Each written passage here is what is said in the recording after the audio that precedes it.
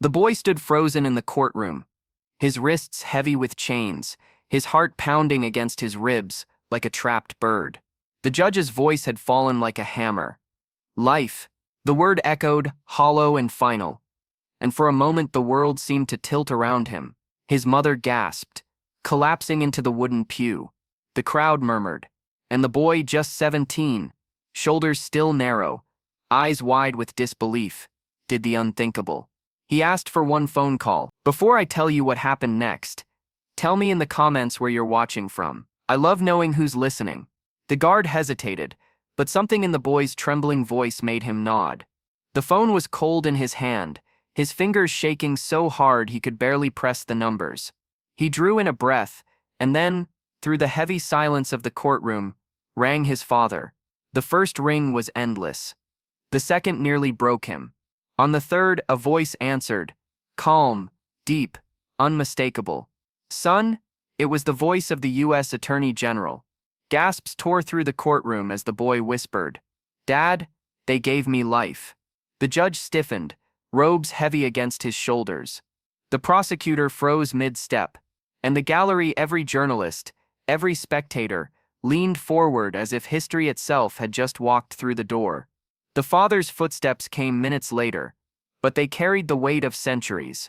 The great oak doors swung open, and silence fell so thick you could hear a paper drop.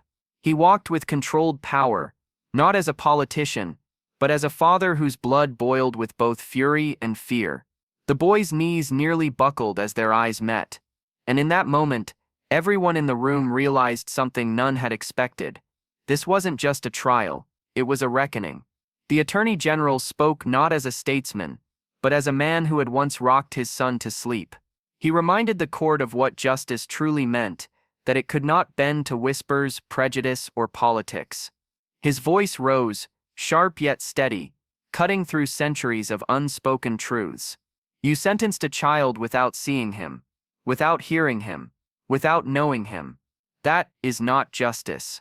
The room shifted, murmurs swelled. A few nodded, others clenched their jaws. The judge's gavel shook in his grip, but the father's words rolled on like thunder across a dark horizon. The boy lowered his head, guilt washing over him, but behind that guilt was a flicker of something he had lost long ago, hope. And then came the moral question, sharp and undeniable. Did the crime deserve a lifetime stolen? Was mercy weakness, or was it the truest form of strength? When the father finished, silence reigned, and then, impossibly, the judge leaned back, eyes heavy with thought, and whispered a single word, reconsideration. Gasps exploded. The mother sobbed, hands pressed against her lips. Reporters scribbled furiously. The boy's chains felt lighter, as if the weight of them no longer defined him. Justice, it seemed, had found its way through cracks no one thought possible. Because kindness doesn't vanish. It waits and it finds its way back. The courtroom that had begun with despair ended with a truth more powerful than any sentence, that a father's courage could bend even the coldest walls of power, and that hope, though silent, can roar when given breath. If this story moved you, share your thoughts below, and don't forget to subscribe for more stories that remind us of the courage, the kindness, and the justice still alive in this world.